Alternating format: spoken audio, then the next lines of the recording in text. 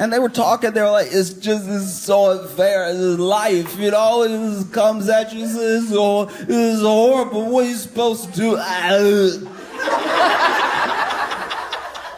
And I remember sitting there like, okay, all right, they're making some valid points, I understand why they're upset, but who recording them right now? This is terrible.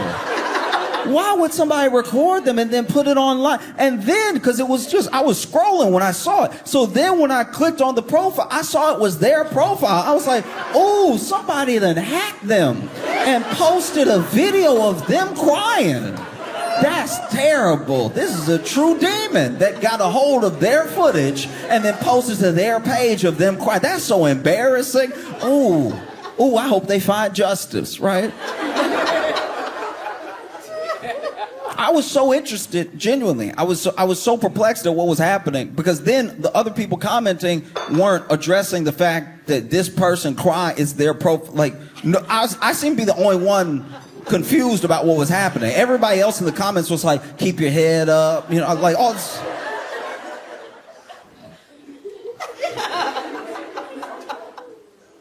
And so, look, I was curious about how this was going to develop, because I've been, you know, witness to many of my friends that have been like hacked, especially when Facebook was like young, and then somebody would get on your Facebook, they type out a bunch of things on your timeline, just like dumb stuff, and then, you know, you would get them locked out, you get back on and everything. So I've seen this before, but I don't know, I was so invested in how this person was gonna come back from this that I did follow them, right? I hit follow just to be, because I'm expecting any day now they're gonna be like, hey, somebody, you know, broke into my account and posted me at my weakest moment. Thank y'all for the support, and so I followed. And then a couple days later, I saw another video. I saw the handle, and I saw a profile picture, so I saw that it was them again. And I'm sitting here scrolling up, and they're in their car again. And then I'm thinking, oh, okay, this is where they're gonna say like, hey, somebody broke into my account. Thank y'all for the well wishes and everything, but I'm good. I don't want y'all to see me in that light. That was a very weak point for me. And so when I scrolled up, I'm fully expecting them to say the thing I just said, but then they started talking. They were like, yeah, I just wanted to reach out to everybody. Thank y'all so much. You know, the comments you left and the messages I got really touched me and everything. And just, and I was like, no, wait. There's no way though. No. And then I put it together. I was like, wait, they were recording themselves crying in their car. That's the most private time to cry. We need to go back, just for the sake, once again, of our mental health as a nation. We got to go back to just having a crash out parked in the car and let that be history. Like that.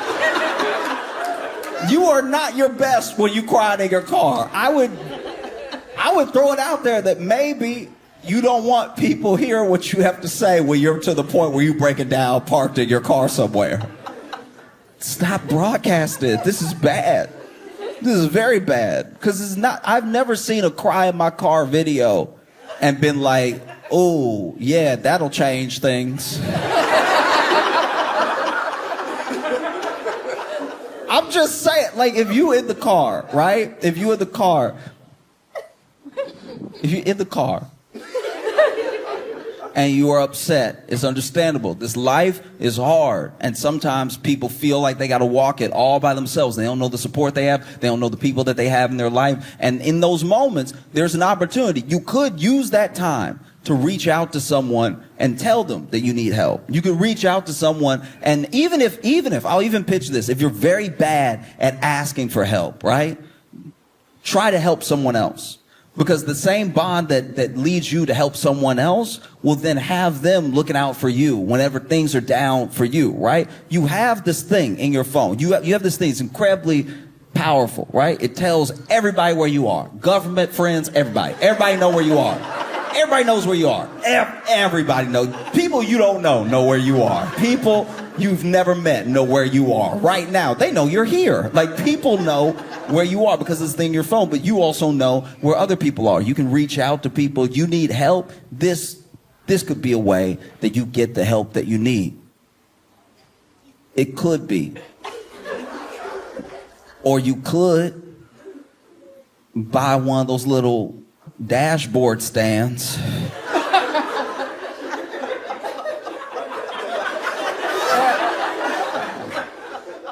You know, and it's got that little knuckle on it that you put the thing on from the back of your phone and you...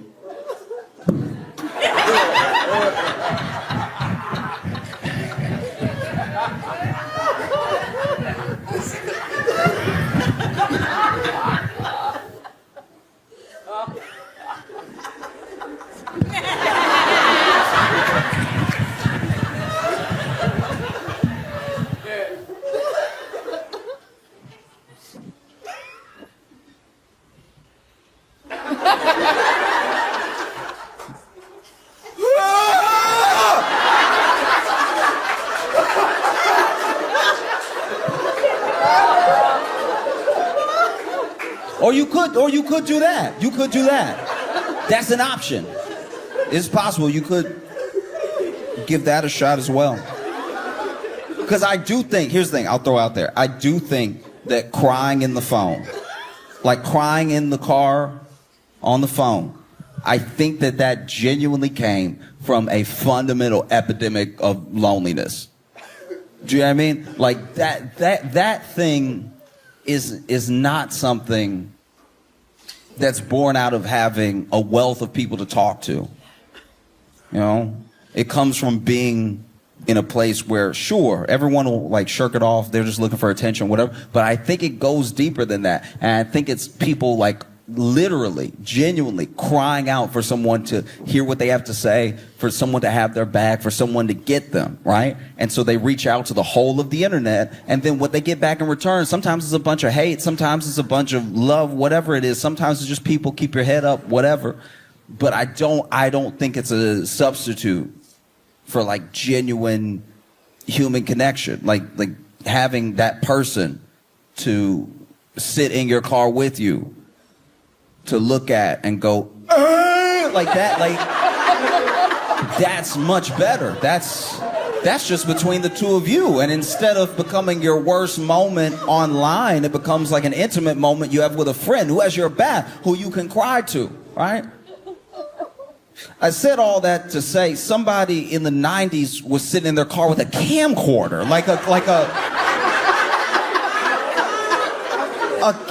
camcorder, like a... Do you remember what this was?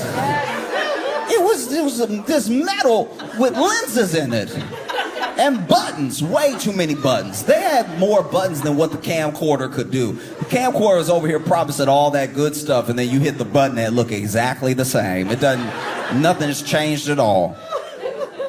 Sitting there with the camcorder.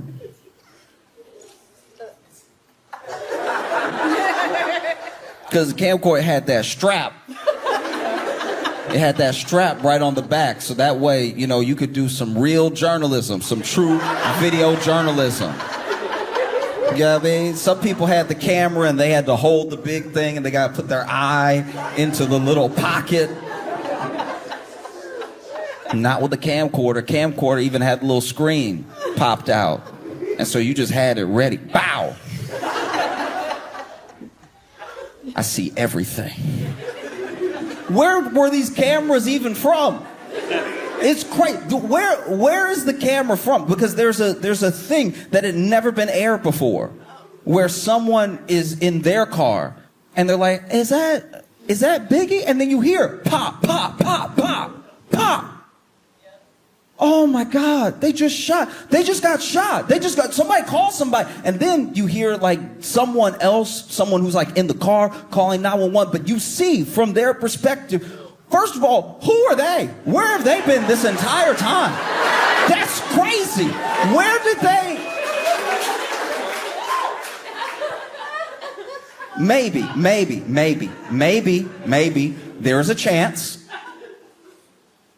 that in all of this investigative, in the long time, apparently like a decade, that 50 Cent's been working on this documentary, that somebody somewhere was able to pay somebody for something that they had never given anybody before. And, you know, there's also different reasons why you might hold on to something. Imagine you're there when something like this happens. You may not want to broadcast it to the world that you were right there and that you saw something on tape, because they didn't see a person. They just saw that these shots were happening, right?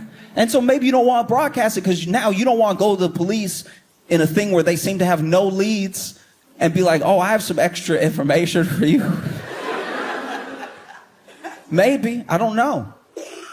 It's plausible, but it seems just so wild that these two moments would meet up. That somebody would just be recording in their car with what had to be like a camcorder. Who just walked around with a camcorder in the 90s like that wasn't shooting their own document, like just in the car with the camcorder all the time in case something happens? Fast forward to present and it ends up in this Netflix documentary about Diddy. Maybe that's what happened. But what seems just as likely is that 50 Cent time traveled back in time.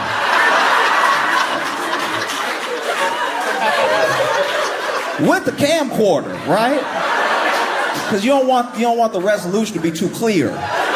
People start asking questions. Time traveled back in time, sat in the car, and point the camcorder in the direction. Oh, is that Biggie?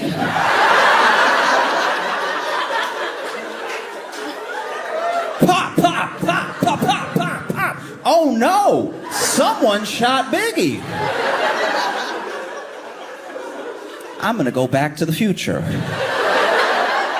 And there's so many, it's a documentary so full of detail, you almost have to rewatch it, because then there are things that go over your head the first time where you don't even realize how evil the thing that Diddy was, because so much information is flying at you. It's like information, here's a tidbit, here's an interview, first-hand account, somebody was there, baby oil. Here's another tidbit, here's a first-hand account, here's what someone had to say, here's something that we didn't even know Diddy did, baby oil. There's so many instances of them cutting to baby oil that sometimes some of the evil gets a little lost. You know, the idea that this man might have had so much to do with Biggie's death and then went on a campaign like he was Biggie's best friend in the entire world. It's not just insane that people let him get away with it. What's even worse is that he, through this memorable event, right, all throughout Bed-Stuy, Biggie's funeral, right, and then no one knew, I didn't know until I saw the documentary, that he made Biggie's estate pay for that funeral. Yeah, like that's... And if you get too distracted by the baby oil, you might miss that detail. You know? And it's a scary thing that what gets revealed in this documentary isn't just how bad Diddy was, it's also how bad so many of us want money, fame, something he could dangle over people that really let a lot of this abuse keep going, that really kept a lot of his secrets, that really kept people doing whatever it would take to be in the loop. You know, people can only have a real power over you when they have something that you want. Once you decide that you don't want it that bad or that you're going to get it for yourself, they have nothing over you. You know, and there were people who tried to do that. And so then Diddy would, you know, come at them with violence. At least if I can make you fearful, if I can't make you want anything, if I can make you fearful, I can keep you in line. You know, there's just so many people that have ended up dead. That's kind of like through the documentary sort of laid at Diddy's feet. Like either he's out here having people killed and doing all this stuff, or he's one of the unluckiest people to be around. Like, that's... Either way, I would never want a track record like that. I would never want people to be like, oh yeah, I met Josh Johnson a week ago and now I'm real sick.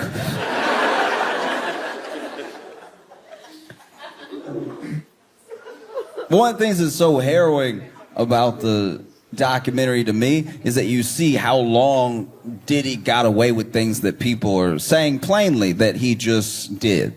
They're saying, no, this thing just happened, and then everyone was acting like it was normal, and everybody was acting like it was normal because apparently it was normal. It was normal for him to do all these things, whether he was beating up somebody, he was abusing somebody, he was stealing from somebody. All these things were like incredibly normal, and it's genuinely terrifying that something like that was able to become normal for a person. But it was able to become normal because there are in instances.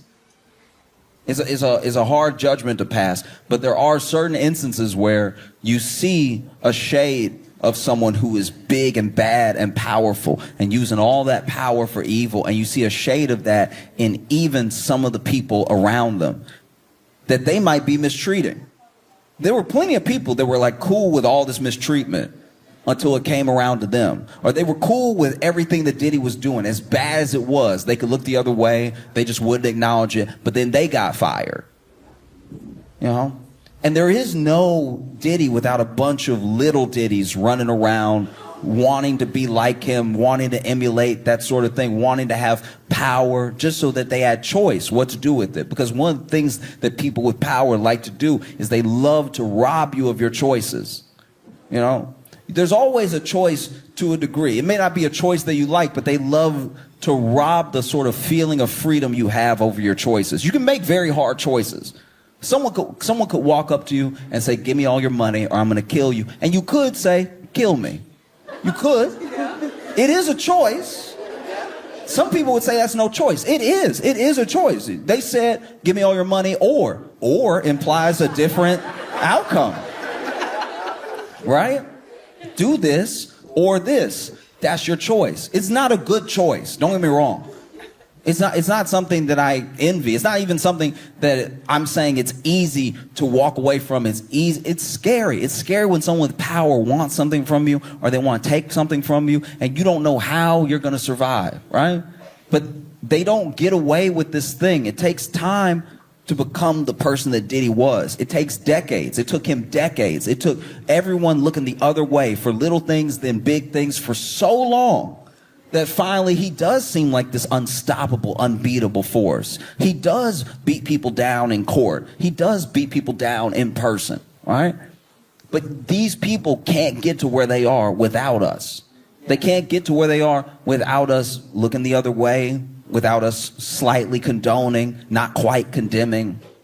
They can't get that way without us. These people just don't come out of the woodwork. He started as this kid who didn't even drink, who didn't do drugs, but he had an idea in his head of what a man was and what a powerful man was, and he wanted to be those things at any cost. And so he took it upon himself to start himself down that road. Fast forward 20, 25 years later, this is the type of person who thinks he can beat people in front of cameras. You know? And what does it take to take down a person like that? Because they seem so powerful. They have so much money. Diddy valued at billions, right? What can you do to a billionaire? How do you take a person like that down? One piece at a time. All of us. It takes all of us not looking away. It takes all of us doing something. You know, because people have said in the documentary, people have said in interviews that when Diddy is like in his element, he's untouchable.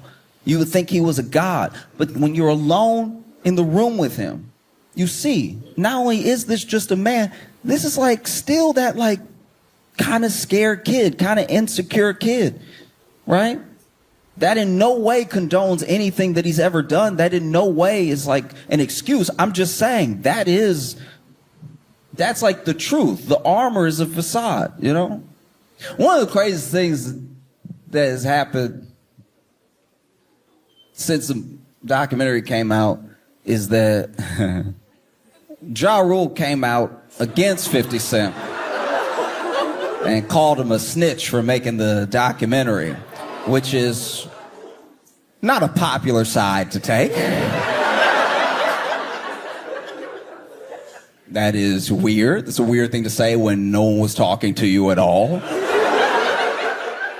That's not a smart career or business move. You saw someone who still hates you produce a documentary for Netflix about someone else they hated that is 4 episodes long. You saw that and you thought to yourself, I'll get involved. Are you out of your mind? I was blown away. Called him a snitch and everything. Ja Rule, by the way. I looked up Ja Rule just to see what was up. Just, you know, I wonder what Ja Rule had been up to, because it wasn't rapping, right? And most recently, the last time Ja Rule made headlines was because he got punched at a Brandy and Monica concert on their The Boy Is Mine tour. Where you get punched says a lot about where you are in life. Do you know what I mean? If you're a rapper and you get into a fight at a rap concert, that seems par for the course. If you are a rapper and you get punched backstage at an R&B concert, you must have had it coming. These people are singing melodies. What is... I'm not a fighter, but one of the worst things to do is to get beat up to soft music.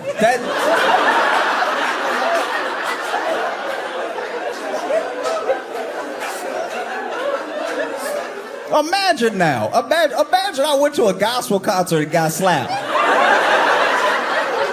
We'd be like, well, he must have had it coming because they're here to worship. This is crazy. You got punched.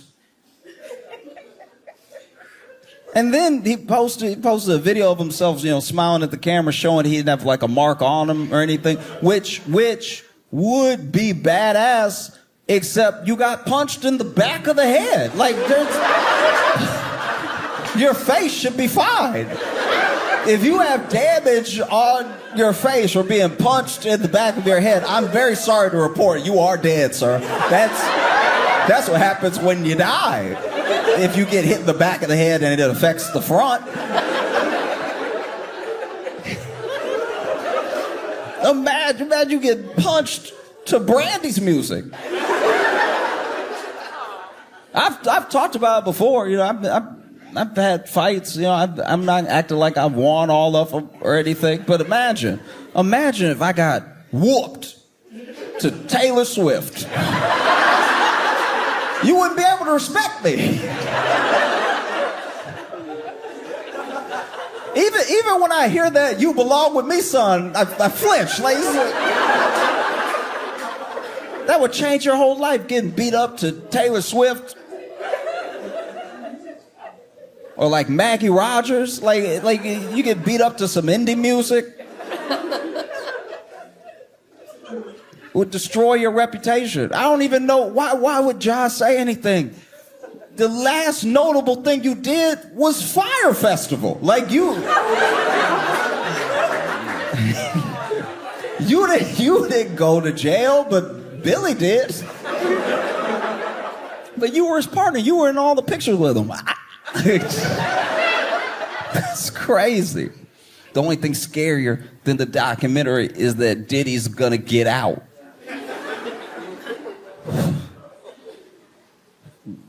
I'm terrified. I've been talking reckless. I really thought he was gonna go down. I was positive. I was positive. I was so sure justice was gonna prevail. You know what I mean? This is crazy. This is crazy.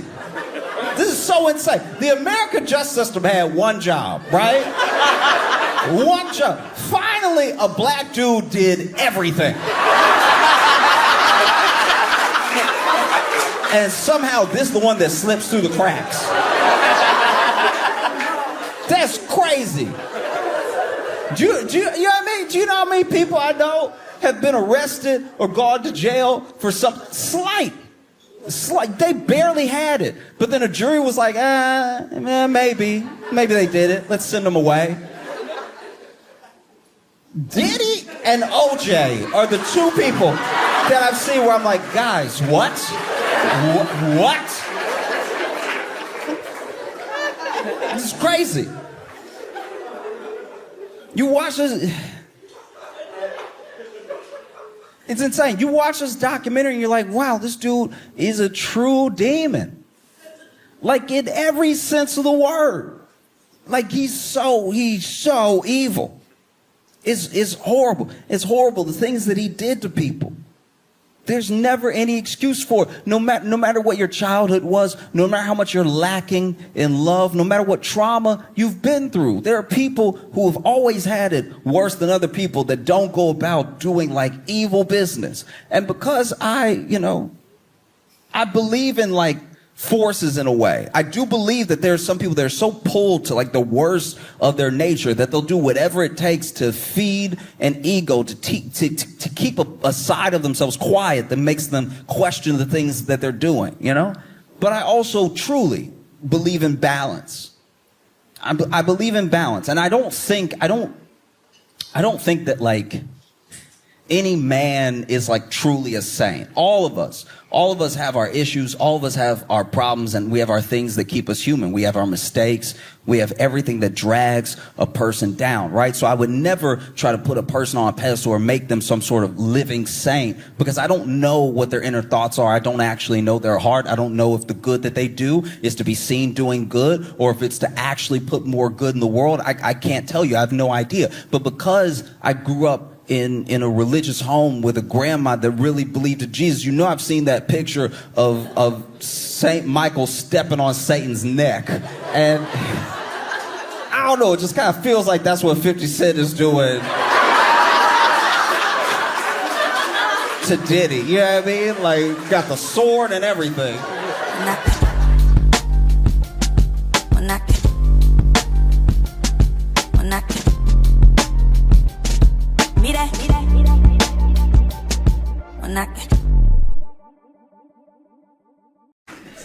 I was having a conversation with a friend from back home, and so many things work in connection together to get me where I am. I saw this article about this guy. I think his name's, I might be mispronouncing it, but Brian Mwende, and he is in Kenya, and he was a lawyer. He was a fake lawyer. And he won 26 cases straight.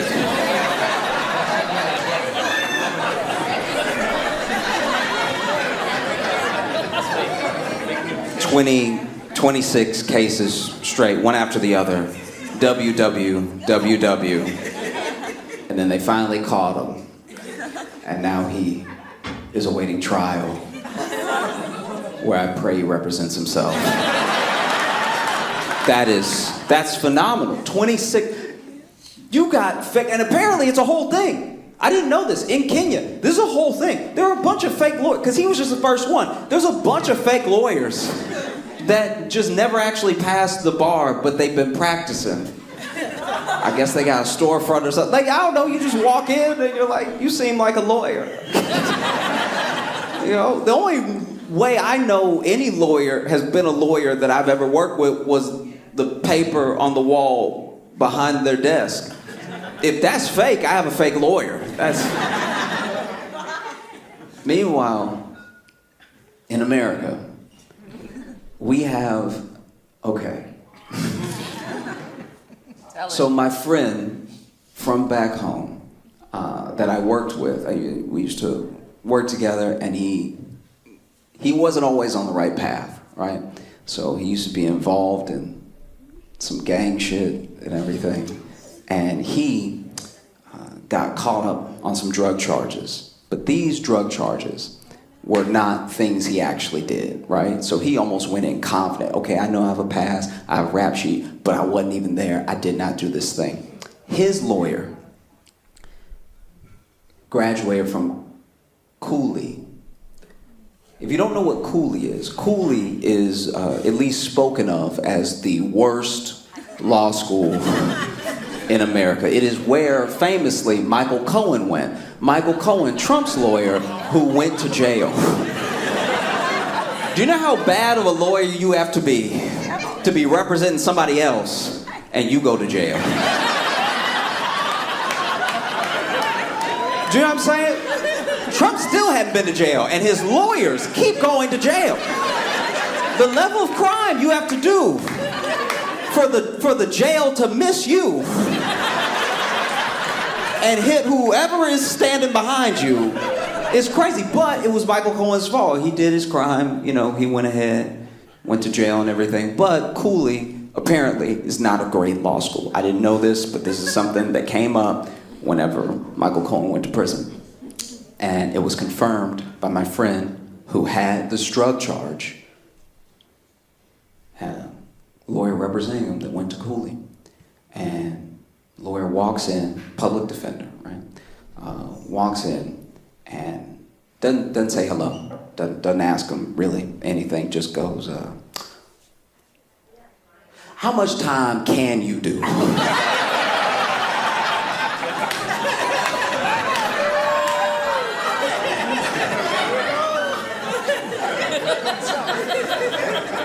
And he was like, I shouldn't do any time. I wasn't there. I did. And the lawyer cut him off. Fuck all that, all right? How much can you handle? Like, in your spirit, how much time can you do? I just don't want to see you broken. You know, you're a young man. We might be able to get... And he's like, have you talked to the prosecution already? He's like, no, I haven't talked to him, but I heard he good, okay? It's like, did he offer a deal or something? Ain't no deal right now, man. Just answer my question. So they end up going to trial, right? And during the trial, there's just a random day that his lawyer and the prosecution get called up by the judge, come see me in my chambers, right? Full, like, Law and Order. And then they're gone for like 8 minutes. And when the door opens, he sees his lawyer, the Cooley graduate, walking out in handcuffs. He doesn't even know what this dude did, but he leaned over to him as he was getting walked out and was like, I did my best.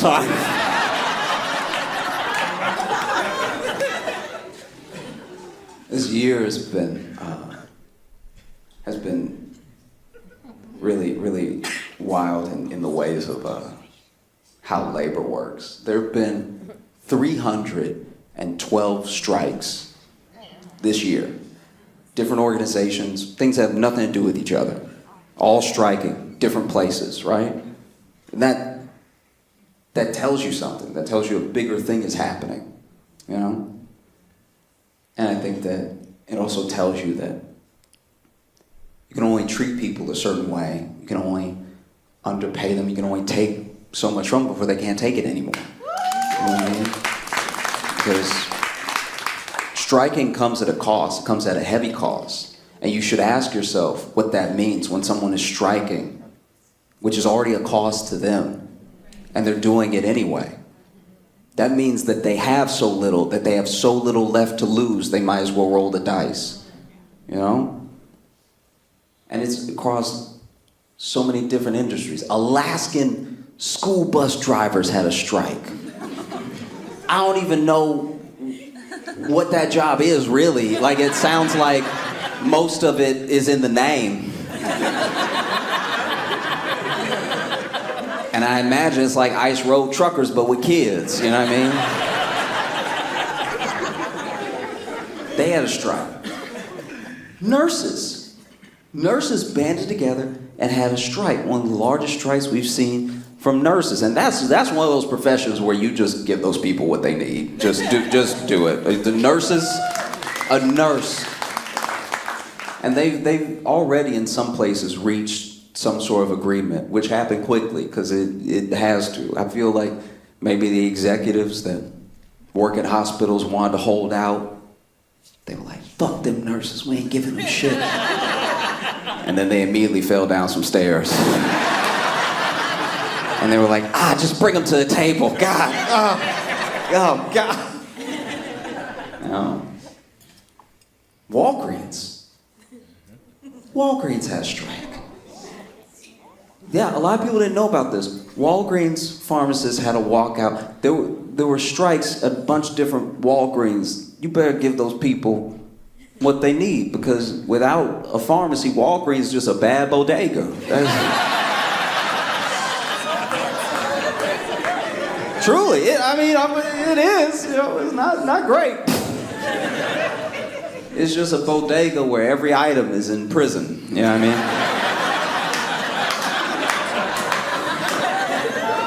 That is truly devastating. I hate that so much, because then you go to a Walgreens, you go to a CVS, you gotta hit the button.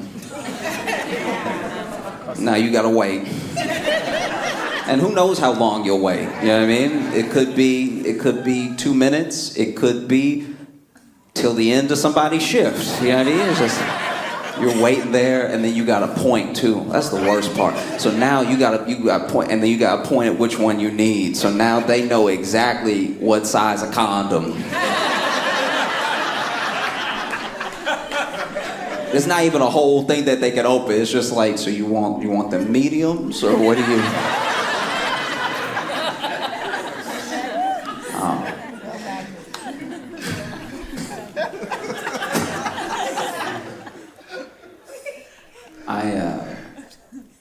I've been thinking about this a lot.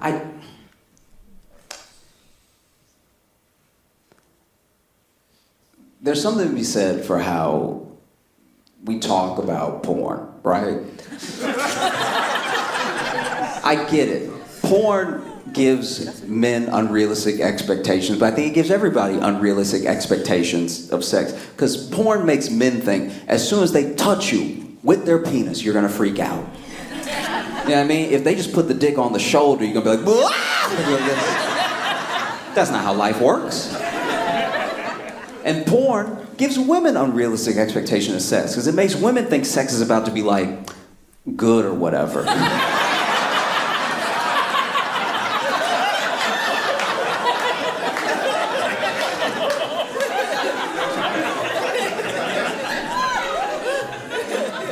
But the thing that's really important to remember, the thing that keeps me grounded as a person, is that I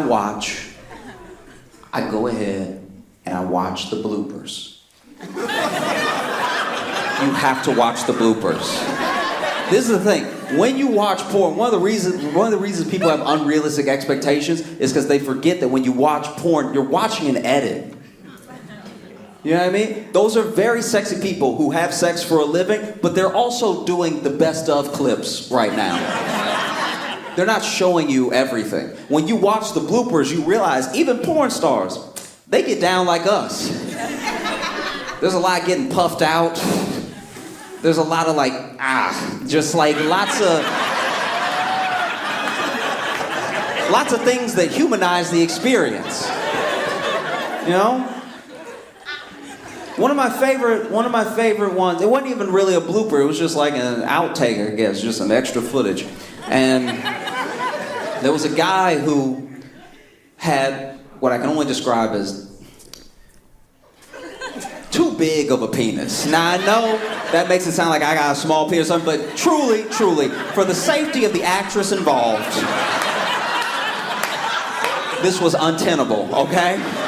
I was worried for her, all right? So anyway, they're going at it, and they're making all the noises you'd expect. It's him going, him like just a non-stop of that. And then out of nowhere, this man stopped, walked away, walked over to the crabs table, and grabbed a Snickers and started eating. And I was like, you know what? Yes, we need to incorporate more snack breaks into sex. That should actually be the Snickers commercial right there. It should be somebody,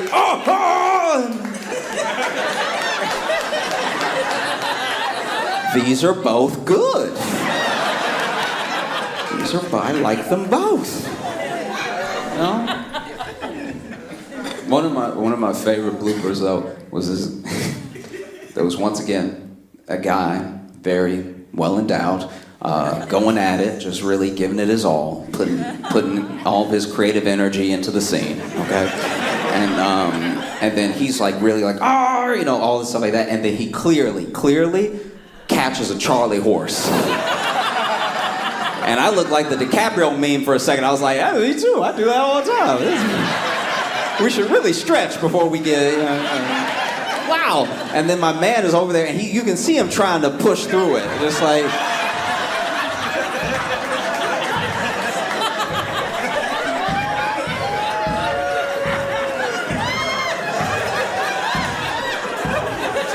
And then at one point, when he has a Charlie horse, he goes like, which I guess is the same noise he makes when, you know. And so then she's like, did you? And he's like, no, so then the actress sits down and you see her from the front for the first time, and it is funny because she's not looking at the camera, but the camera's still rolling, and he over here limping, trying to stop it out, and she just goes.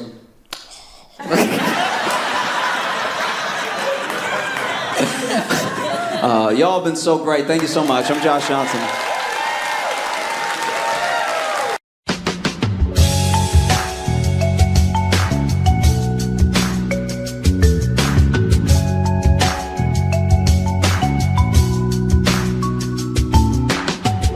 Welcome to the Josh Johnson Show. I'm Josh Johnson, joined by my co-host, fellow stand-up comedian Logan Nielsen. Logan, how you doing, buddy?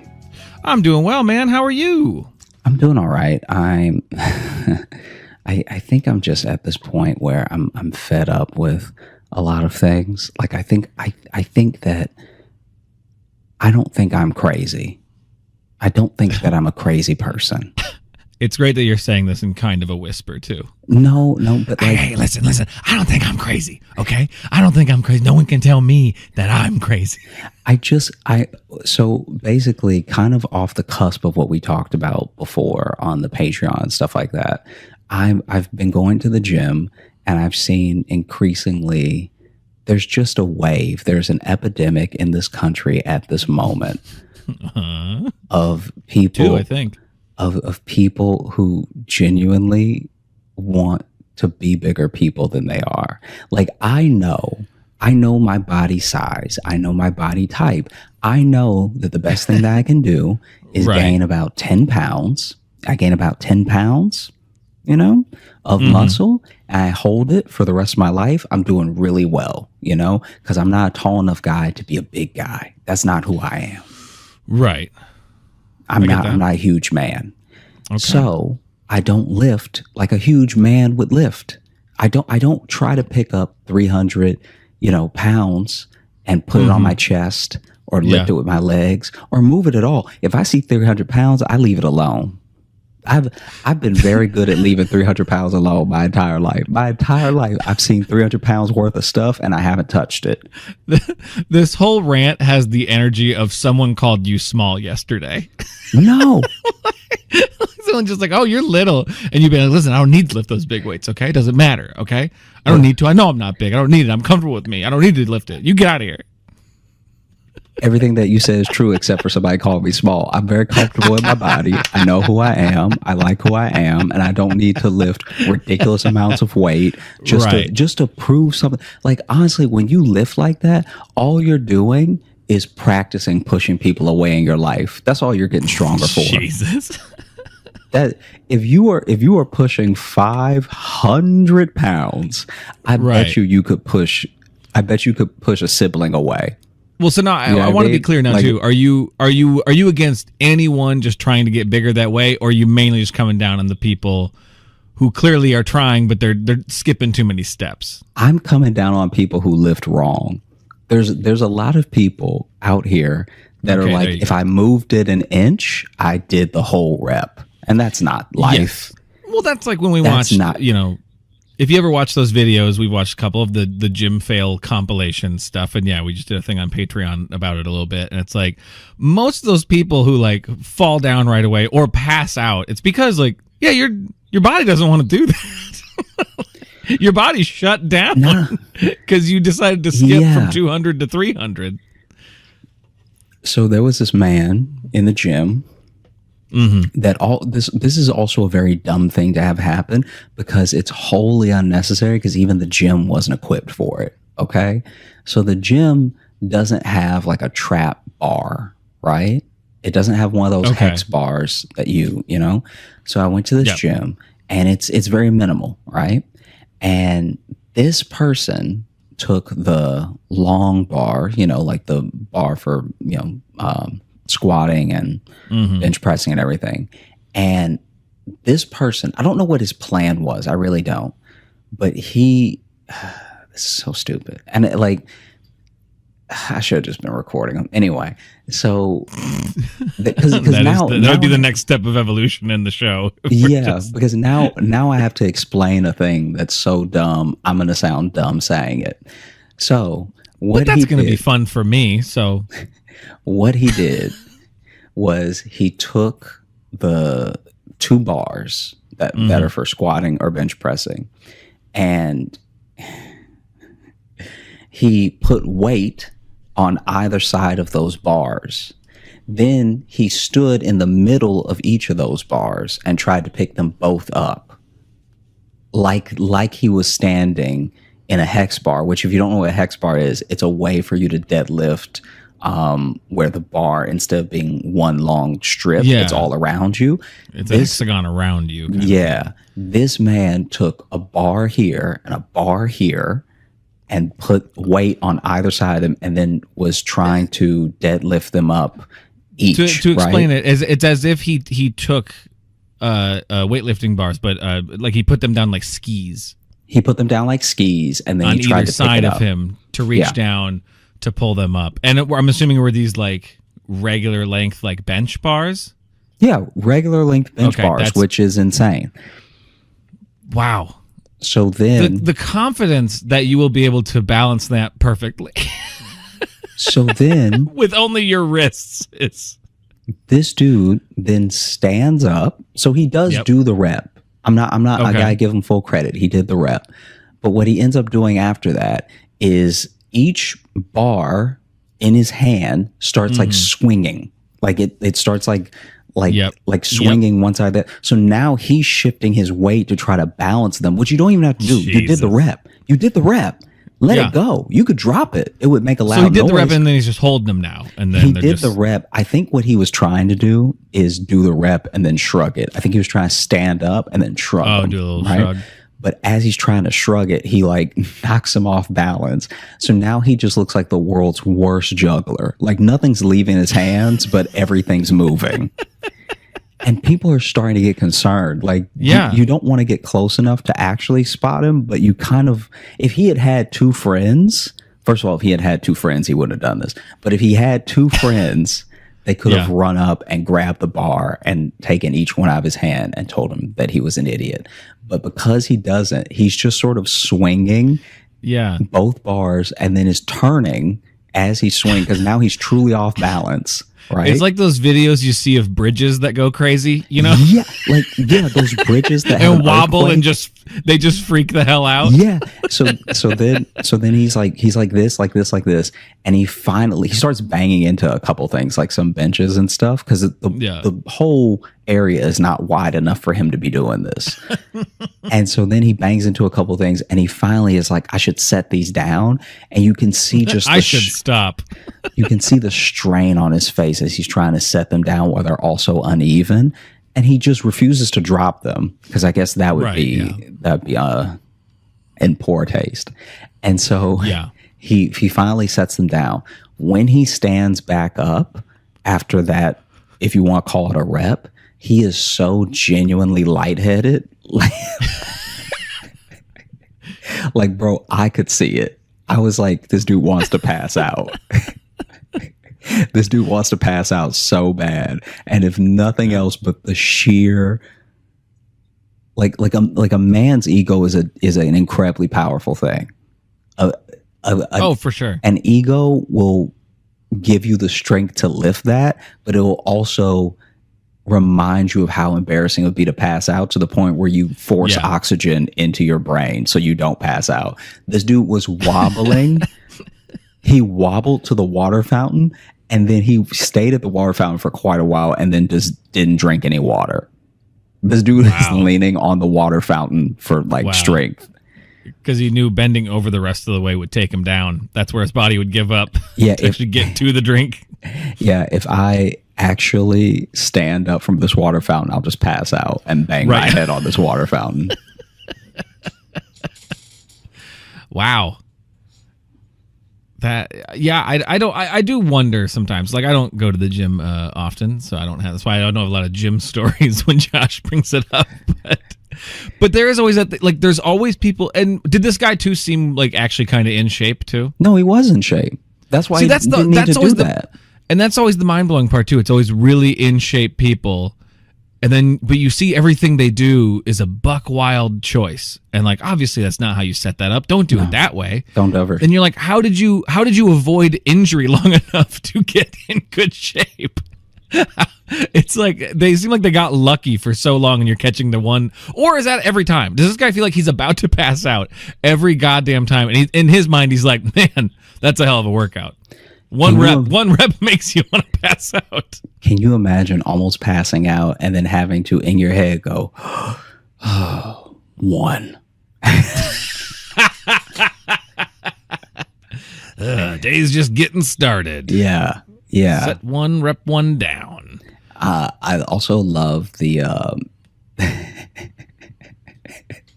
was deeply uncomfortable. So, if someone actually listens to this podcast that does CrossFit, I'm sure they'll correct us in some way or fashion. But to my knowledge, and I just call them CrossFit pull-ups because they're wrong, and I've only ever seen people who do CrossFit do them. Okay. Have you seen the pull-up where you're just fully using momentum to get the next rep? So it just looks like you're chest bumping the bar, like you're just riding. Yeah. I've literally only ever seen people who I know do CrossFit do it that way. That's just, I don't know if that's how they teach you or if they just don't care and they count those as reps. But basically, I was watching this guy in the gym one time that was doing those. And there's a guy standing on the ground that's trying to use the pull down machine. And he is just catching like whiffs of crotch at every like rub with the bar. He's just like, and it's like he's like truly catching crotch in the ear, like just, and he's like trying to just do his reps, and you can tell he's just swallowing the anger. He's just like, oh, okay.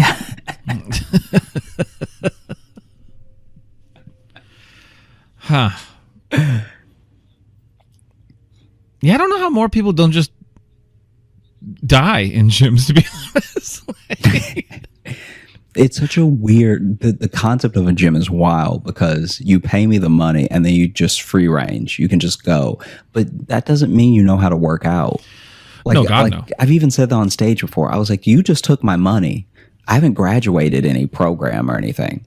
Yeah. So now I've just given you money to be allowed to hurt myself here. Nah, you're good. Go in there. Throw around all those big, heavy circles. You got it, bud. I believe in you. Yeah. Here's a sticker. Yeah. And for $25.99, I'll believe in you a little bit extra every month with one of our specialized trainers. Yep. And I'll be here every week in my polo doing this. Giving a little thumbs up at you. And then once you walk away, I do not want to fucking hear from you again. Once you're in there with the big dangerous stuff, I don't want to hear from you. Get in there. Fuck it up. My my friend in Chicago. Do you remember when I was in Chicago, I was at that Export Fitness? I remember you talking about it. Yeah. Okay. So I joined this Export Fitness gym when I lived in Chicago. And it was like, if I had been thinking and if it had been any other time in my life, I wouldn't have done it actually. Like you join that gym and they want all the money up front. There's no monthly plan. At least while I was there was no monthly. Oh, so like for plan. the year you pay they want up front for a yearly year cost? And a half up front. Damn. And it's wild. And then their January special, they're like promotion that they do is that they'll Right. give you, they say they're giving you like 4 months up to 6 months free. But you're not. That's just what you charge. And you're like, if I divide it, I didn't save anything. You know what I mean? Like maybe the Right. promotion goes away, but it probably comes back. So this is just what you charge at this gym. Like, don't act like you're doing me some huge favor. Right. I said all that to say that when I was there was one guy who would always roast me because he wanted to train me. And so his sales tactic was to just belittle me every time he saw me. Oh yeah, you told me about this guy. Yeah. So he would just roast me hard. He'd just be like, what's that, extra small? Like, just like everything about my shirts, about everything. And I was just like, nah, it's a regular No, small. I'm comfortable with my size. I don't need to be in here lifting this heavy stuff. Yeah. So this happened recently, everybody. And this dude was torn, right? This dude was like Right. Terry Crews levels torn. And he'd just be like, hey, I see you in this gym. I see you moving around. You can move a little weight, but you guessing. Why you guessing? Like he would do that every time. I would come in, I would work out. I would know it was back day. So I would do only my back. And then just for fun, sometimes for cardio, I do the ropes. They have the ropes that you can do, you know, little like shaking the ropes. Do you know what I'm talking about? Shaking the ropes. Yeah. It's like that. Isn't it a football thing? Don't you guys do that in football a lot? It's for, I mean, not at my school. We didn't have big ropes, but yeah, where you the big ass ropes you throw around. Rope shaking. Yeah, do the rope shaking. Yeah, do that. And so I would do something like that. And anytime I turned around and I was doing an exercise that was outside the bounds of the body group I was working that day, that dude would, I would just see him in the corner and he'd just be shaking his head.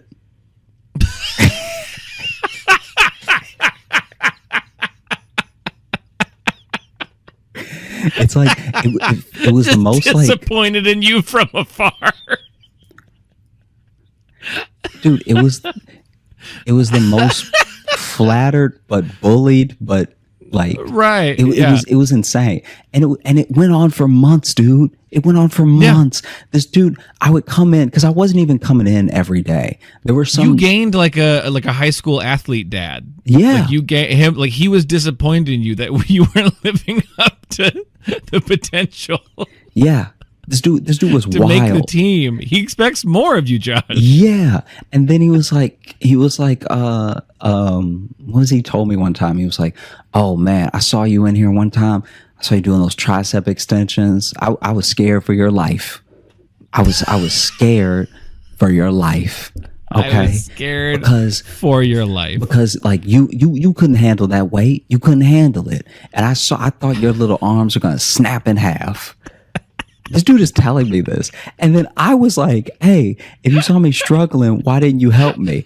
And he was like, I almost ran up to spot you, but sometimes people need to learn. You need to let a dude die to learn his lesson. And I was like, why would I want to train with you if I know you almost let me hurt myself? And he was like, but I didn't let you hurt yourself because you didn't hurt yourself. I'm like, don't act like a guardian angel. Like, Yeah. Don't act like you could tell I was going to get out of it. Yeah. If you were worried. 'Cause- That's how you started this. Because the time that he's talking about, I couldn't even remember. So it's not like I almost died and he saw me and then he brought it up later. Whatever he's talking about, I was like, are you sure you're even talking about me? Like, Yeah. because also, I Or don't. do all us littles look the same to you? Yeah. Dude, does everyone under 6 feet, under 200 pounds look the same to you? You know? Which would be hilarious, by the way, is if you're such a big dude, if you walk around looking like Terry Crews and the rest of the world looks like minions to you. All I see is forehead. I don't know. I can't. Everyone looks the same. Whether they're 4 foot or they're 5, like 9, you're like, what? Dude, it was truly chaos. This dude would he wouldn't follow me around. He would just always be there. But he'd be watching from across the room. This dude, and I never really looked out for him that much. Anytime I happened to see him was me looking back. Does that make sense? Like he was never in my like feel Line the of sight, vision. yeah. He would just Yeah. be, if I just happened to take a break, like I'm drinking water and I turn around, he's just in the distance in the gym, just like,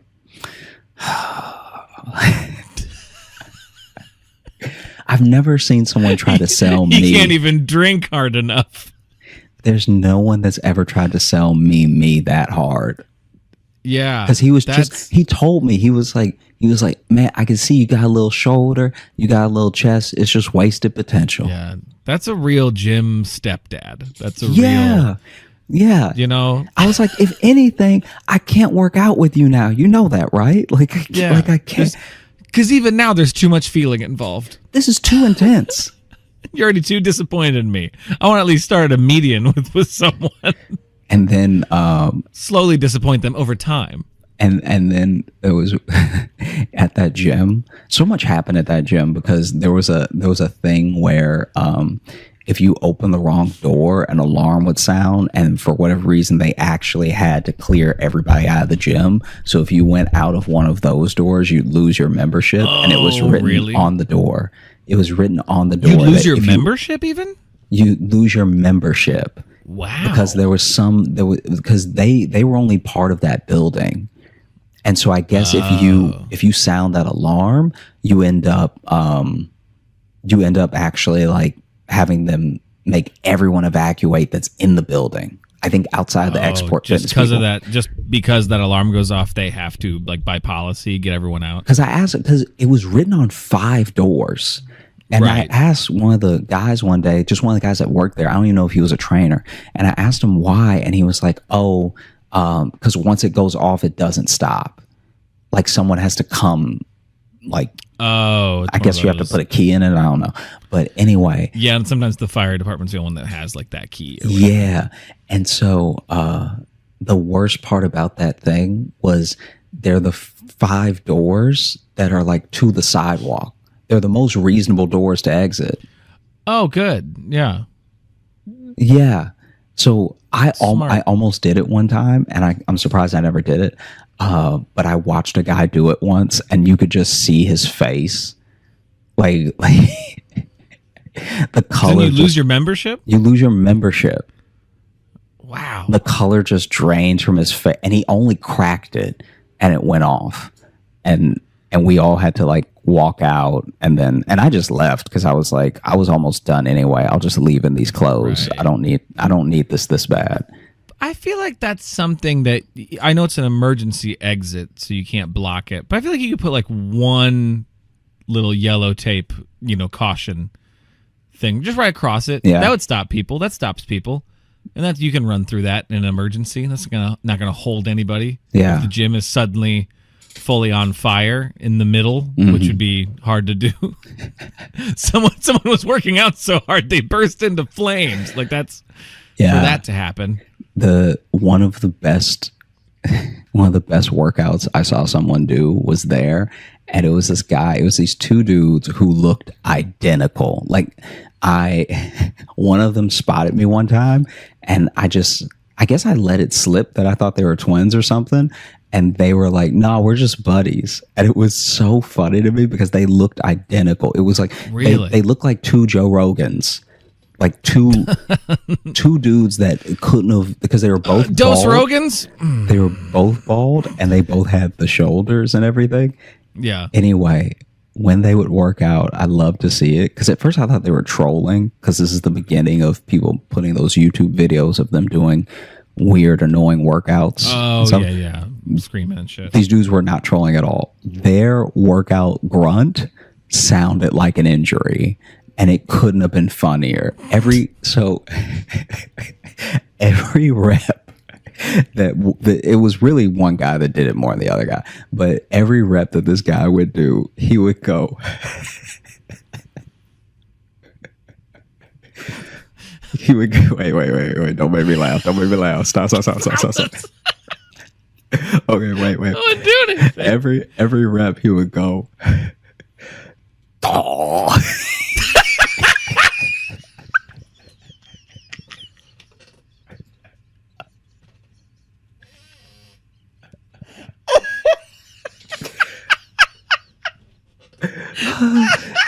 every rep, it didn't matter if he was doing chest press. He would be doing chest press. He'd be doing shoulder press. He would be doing like pull-ups, and he would go.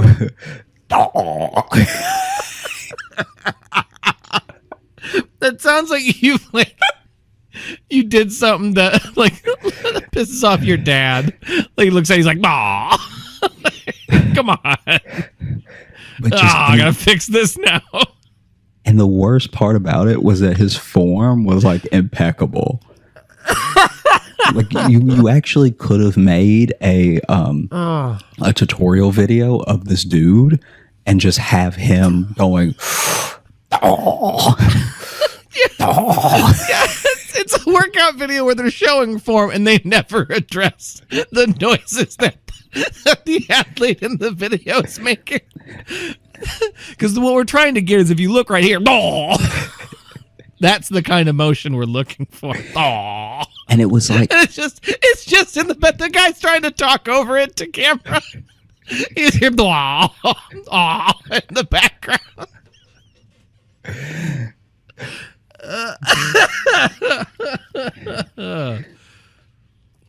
because to me, this is I guess what makes me laugh about it so hard is that his level of grunt was obviously based off the level of weight he was doing.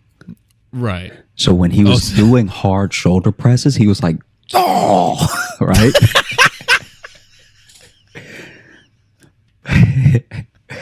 But then when he was doing just we're talking about body squats. He would be like, oh.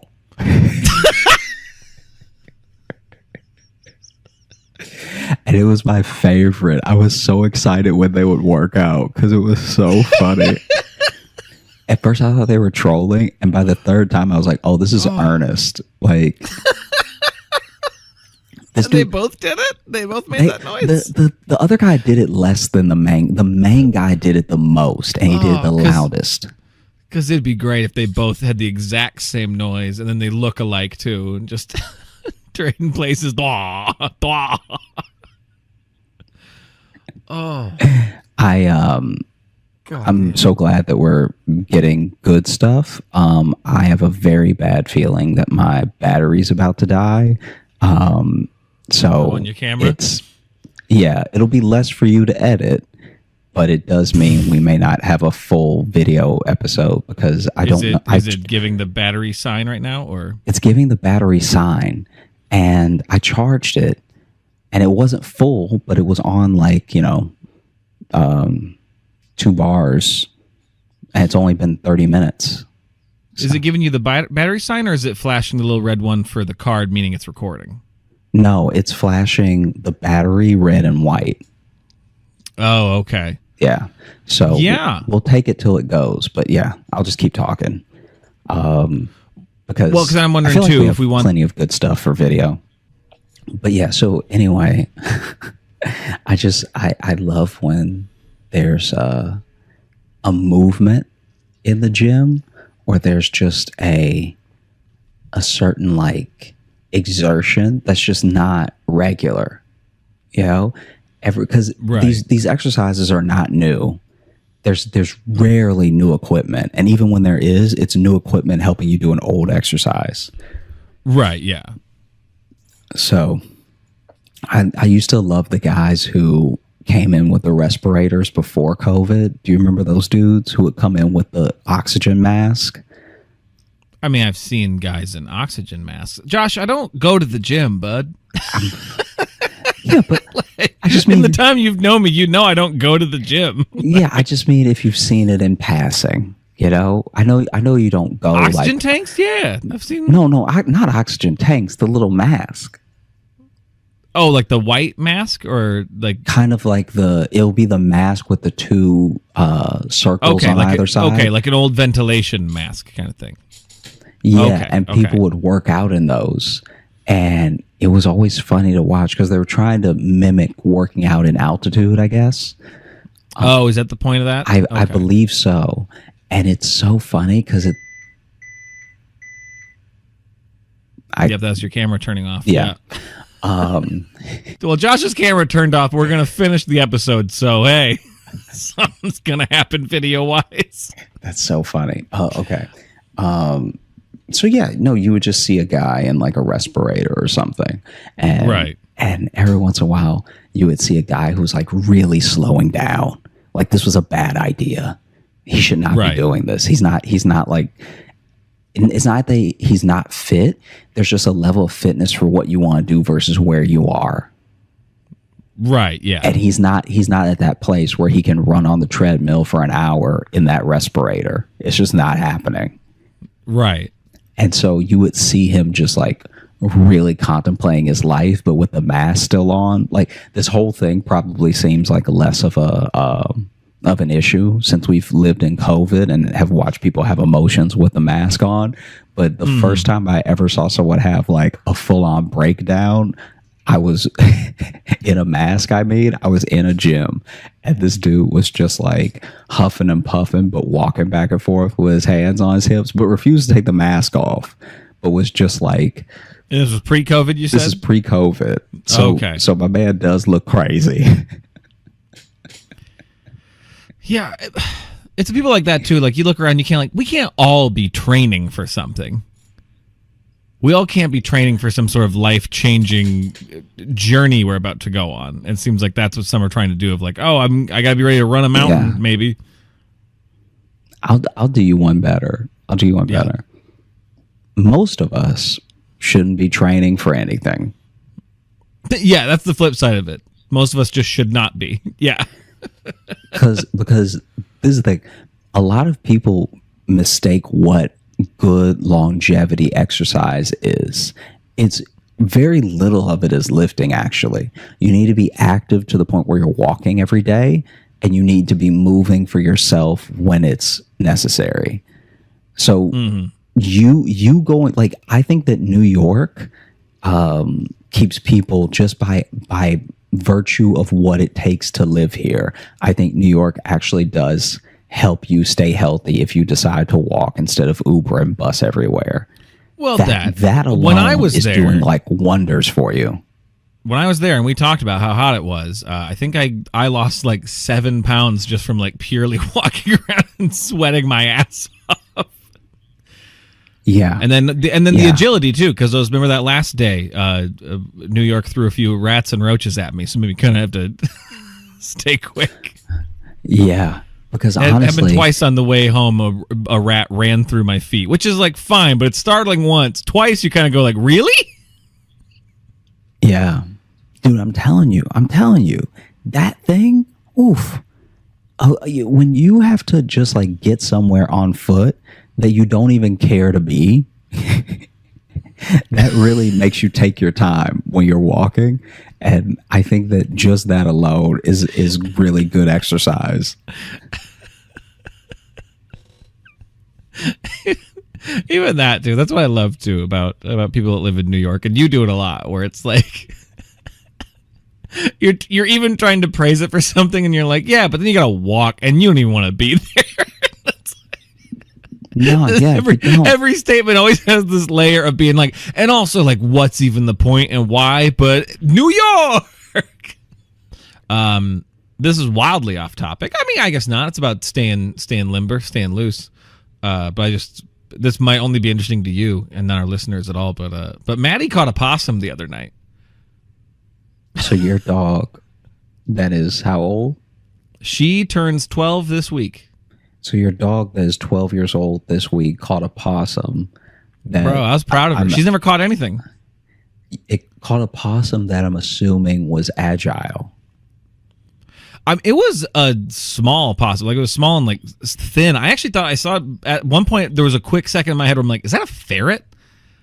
Because I've never seen one so long and like black before. But it was definitely a possum because I saw it had the tail and it wasn't a rat.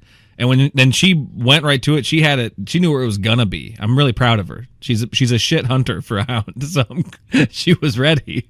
She bolted, cut it off, and it was in her mouth with one grab, and then it did the full like possum like blah, like play dead thing. It was really, honestly too. I'm gonna critique this possum's performance, hamming it up a little bit. was a bit much. Do you think if possums It had its could mouth talk, open and its tongue out. It was going bah, and I'm like, all right. Do you think if possums could talk, they'd be like, "Oh, you got me. I have been murdered." Ooh, oh, you got me, the light. Oh no, damn. I see my grandma. Ooh, I'm so dead. Ooh. Oh, you done killed me. Ooh. And she was, I think Maddie was surprised she caught it because one, I like yelled, I was like, Maddie, drop it. And she kind of looked at me like, I don't know what to do now. She just had it in her mouth looking at me. And then she dropped it and I dragged her in. And then once I closed the door, I saw the possum get up. I'm like, ugh, and then like walk out of the yard. Dude, That's the part that grossed you out the most was the possum walking away. Yeah, that was. What do you think was going to happen next? I hadn't prepared myself for that part. For the thought of a possum walking. Okay, interesting. So over the weekend, I was in Ojai, California, with Sally and her parents and everything. And in the middle of the night, I went to the bathroom. And in the bathroom, while I was on the toilet, just trying to, do my natural thing, a spider. Trying to do my natural thing. A spider that just had too many legs. Okay, a spider with more than the regular legs 8 coming out of its legs. Yeah, like this. A 15-legged spider came out. This spider had a fat old ass, which to me reads as poison. You're probably not wrong. Yeah, so I just like immediately grab a towel and stomp the shit out of it, Right. I'm just stomp, right? I move the towel. This is all while I'm still on the toilet. Like I'm not standing up or anything, right? Right. And so I can barely even reach it. I'm like extending my leg to stomp it. And then I move the towel and it's all crumbled. So you're standing on the toilet but stomping down at it. Raining down from above is what you're saying. Mm-hmm. Okay. I was just trying to, yeah. And so then I move the towel and it's all crunchy, like I've been through a blender stance, whatever, right? And then I think it's dead. I'm still on the toilet, so I can't do anything about it at the moment. And I genuinely almost screamed though, because I'm sitting on the toilet, I'm almost done. And as I'm about to like stand up, it fully just extends all of its legs and runs away. And like I was ready to throw up. Because if you've ever watched a spider come back to life, you know how disgusting it looks. Like it stayed in that crumpled position because it thought, okay, if I stay like this, maybe they'll leave me alone. And he was right. Yeah. Then I go have a great day. We went on a hike. It was beautiful. We saw some oranges along the way that were like truly like so ripe that they were falling off the tree. Incredibly sweet. We ate a couple of them. And then we went into town, had a great brunch, and just like had a really, really nice day. Then that night, I go to the bathroom again, and this is I'm pretty regular. I don't want to brag, but I go to the bathroom again, and as I am on the toilet, shut up! Shut the fuck up.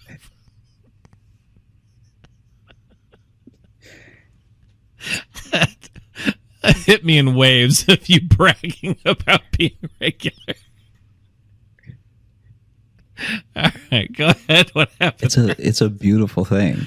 It's a great thing. Yeah, it means your life. Some is people in aren't order. that way. Yeah. So anyway, my girlfriend's jealous of me. I'm more regular. She's called me out. She's like you got your times in the day. I go, yes, I do. Yeah. And so it's called training. Oh. Huh? Come on. It's called aspiring to greatness. Oh God. Okay. So anyway, I go to the bathroom again, and I'm in the same position, just vulnerable. Okay, pants down, knees up. All right. That's the way I like to fuck. And so, you said it in the perfect rhythm. I couldn't help but say it. What I can only assume is the same spider comes from under this set of like drawers that are in the bathroom, and I'm like, this. He's asking to be murdered now. Like now he's actually asking. So I laid a trap. I dropped a washcloth on the floor and let him walk on it, and then I threw the towel over, and then I stomped it, because now there's nothing flat for him to, like, you know, weasel around with. You know, he can't like shimmy and everything. He's between two textured surfaces that are going to be smushed together. So now I got him right in my mind. Now he's done. You know. But what's that? He's behind you with a gun. And so then I stop. I finish using the bathroom. I stand up, right? I regular check amount of time. Again. I check, very regular amount of time. I'm not a freak. I check again, and he's still there. I then go, and this is my fault. I did this to myself, okay? This is not a good thing that I did. But just out of the fact that he defied me once, and then I lost him, and now I got him again, and I laid a trap for him. I think it's Macho Man Randy Savage's People's Elbow, right? The People's Elbow is The Rock, but Randy Savage did the flying elbow.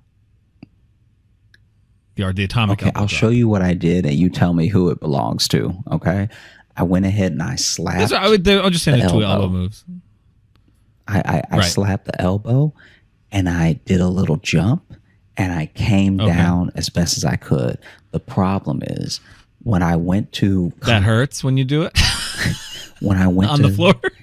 When I went to come down in the bathroom, I slipped on a different towel. And so I nearly put my elbow through the wall, because as I was coming down, it just threw my trajectory off. Like now I'm falling, but I'm more falling towards the wall. And when I went to, I didn't try it again. When I went to move the towel, the spider was gone.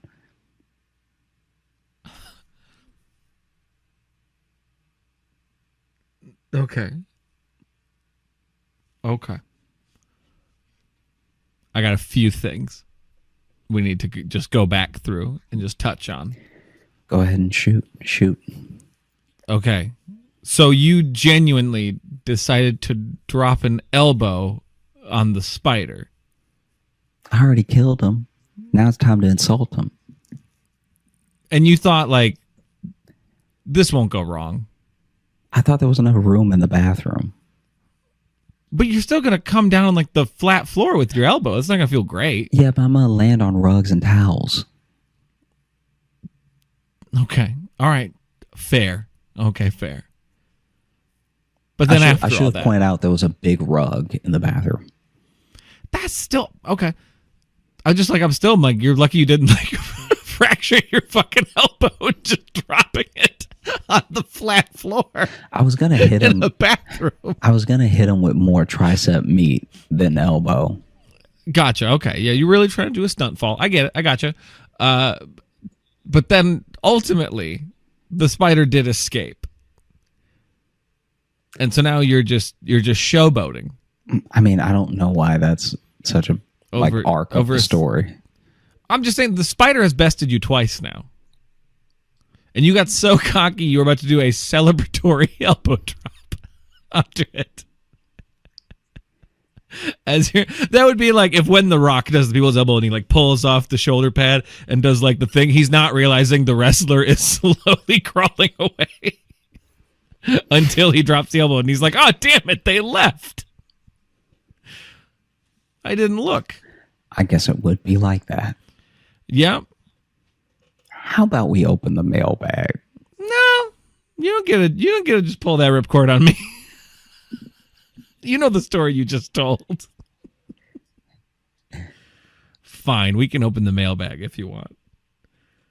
Let's see here. I wasn't prepared. Let me open it up. All right, this first one here. This one is from Ivana, and the title of it says, "How do I get in the mailbag?" And then the body says, "Yay, please help, thanks." Hey, you've done it. Your wish was granted. You got in the mailbag. That's how you do it. You email joshjohnsonshow@gmail.com. So send away, Ivana. You've done it. That's so fun. Congrats. I love that. Because it's also like the way to do it, and they nailed it. So Ivana killed it. it's perfect. All right. This next one here, this is from Daniel, and I figured this one's on topic because it's called Puking at the Gym. And we just had stories of gym craziness and unfortunate bathroom craziness with your spider fight. So let's see.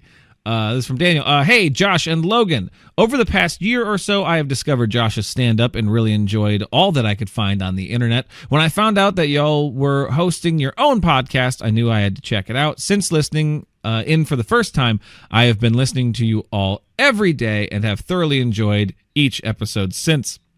I particularly enjoyed the episode Say Something Dummy, partly because of the ridiculous story, but also because Logan's infectious laugh. Great stuff. That one, I really got broke in that one. So, but also, if they just recently discovered the show, I think that was episode 99, wasn't it? Like, I think so. God damn. Just, God, some of y'all are amazing. Just the way you sprint through, like I don't know. Anyways, I wanted to share a story with you that I think you might get some amusement out of. My whole life, I grew up overweight and very insecure about my body. I was never proud of how I looked or felt, and in the summer of 2018, I decided that I was going to change that once and for all before I started college. I decided to join a gym, and one of my best friends, who had been working out consistently for a few years at this point. Prior to this, I had never had any official weight training or gym experience in my life. However, I did play sports for most of my life, so I was not entirely unsure of myself when I first walked into the gym. However, where I was a total novice was in the kitchen. For most of my life, I had the diet of a middle schooler. Pizza rolls, fudge rounds, potato chips, and that good Southern cooking is what I grew up on. This was also the food that I ate when I first initially started working out. I bought every kind of supplement that I could get my hands on, protein powders, pre-workout, BCAAs, you name it, I bought it. You might now be able to see where this story is going, but if not, I promise I will arrive to the point soon. I love a pre-story tease. You might see where this is going. If you don't, I'll tell you.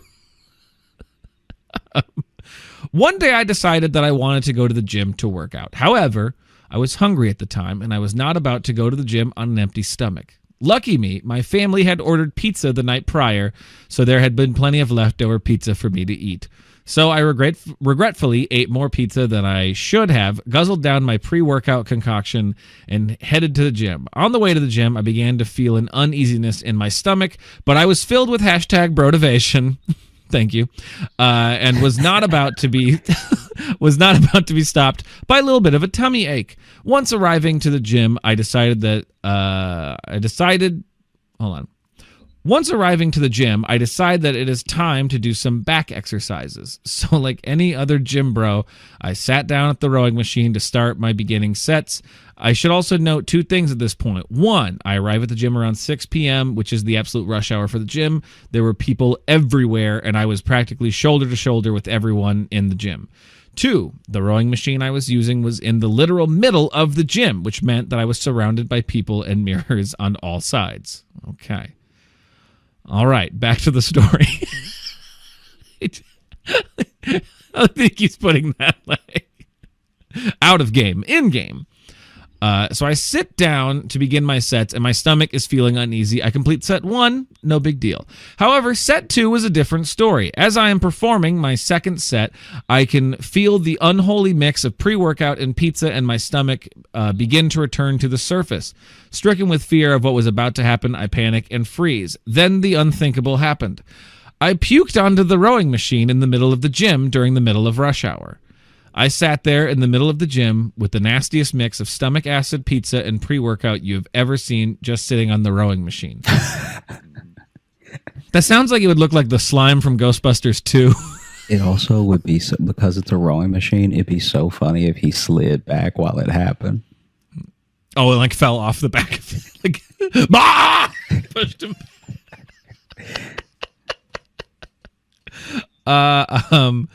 In this moment, my fight or flight instinct kicked in, and I fought everyone there. No, that's not what happens. But that would be, I just started throwing punches. No, I immediately ran towards the paper towel station. I ripped off some paper towels, frantically cleaned up my puke, and then sat to finish my set and work out like nothing happened. That's a bold move. No, this is normal. That's how it goes. If that doesn't happen to you, you're doing it wrong. To this day, I can't believe that I did not just get up and leave in humiliation of the fact that I just puked in the middle of the busiest gym in town. But for some reason, I was compelled to complete my workout. I hope you enjoyed the story of me being slightly humiliated in public. I still get a kick out of this to this day. Life is funny, isn't it? What a beautifully chaotic ending. Anyways, thanks for all you two do. Keep up the good work. Take care, Daniel. There's also some PSs here. Do you want me to read those? Yeah, please. P.S. I live in Chattanooga, Tennessee, and would love to see y'all perform stand-up here someday. Don't know if my city has ever been on the radar, but I'd love to put our name in the running for future shows just in case you guys are ever feeling up to it. I mean, half show will travel is usually our deal, but... Yeah, right. You know, a little bit. So Chattanooga, probably not out of range. PSS... Oh, no, that's postscript. It'd be PPS, right? Postscript. Yeah, PPS. I didn't not meaning to correct. I read it and then my brain got stuck of being like, that's not. You don't have to explain yourself. You're doing great. Hey, thanks, buddy. That's the most supportive he's ever been to me on the show. That's the nicest Josh has ever been to me. And his camera's not working, so there isn't even video evidence of it now. Damn it. Yeah, there'll be a cartoon, though. I also come from a small town like Josh, and growing up, we also had a Firework man. Our Firework man also operated out of an 18-wheeler container with awnings cut into it like the one Josh mentioned that he purchased fireworks from in episode 101, the Louisiana Avengers. My Firework man left his firework container in the parking lot of our grocery store year-round, and it would open up in July. Oh, wow. So a year-round. That truly is then just a spirit Halloween. Like it opens for the 1 month and then just sits empty. 100%. Glad to hear that I'm not the only one who grew up with a small town with a local firework man. Maybe my town was just too small to even have a firework man. Maybe you guys were big small towns. We didn't even have a fireworks industry in my hometown. Yeah, imagine being a little city slicker.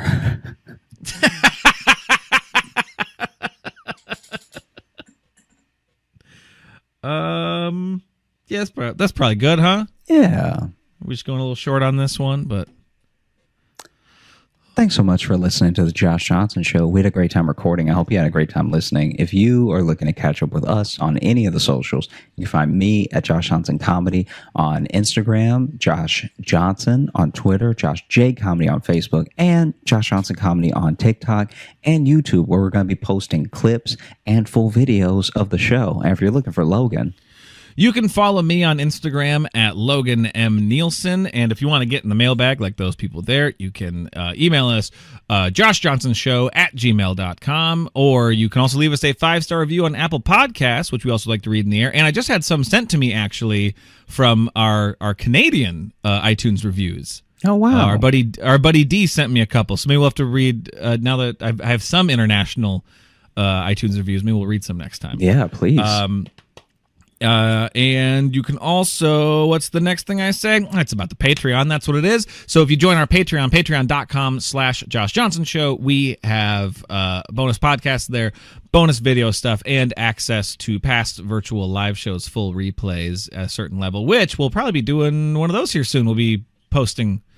We haven't scheduled that yet. Yeah. But the next virtual show, well, we're going to do it again this month. Yeah, So it's going to be fun. keep an eye out for that. Follow us on all those socials to get those details. Come on through and watch yourself when you work out. Be your own spotter, you know? Be careful. Be your own spotter. Now that's kind of inspirational. I like that. And it can be taken either way. You like be your own spotter at the gym. Be your own emotional spotter. You know, take care of you. Be your own heart spotter. Heart spot doesn't sound good. That sounds like something that'll kill you. Yeah, that sounds really bad.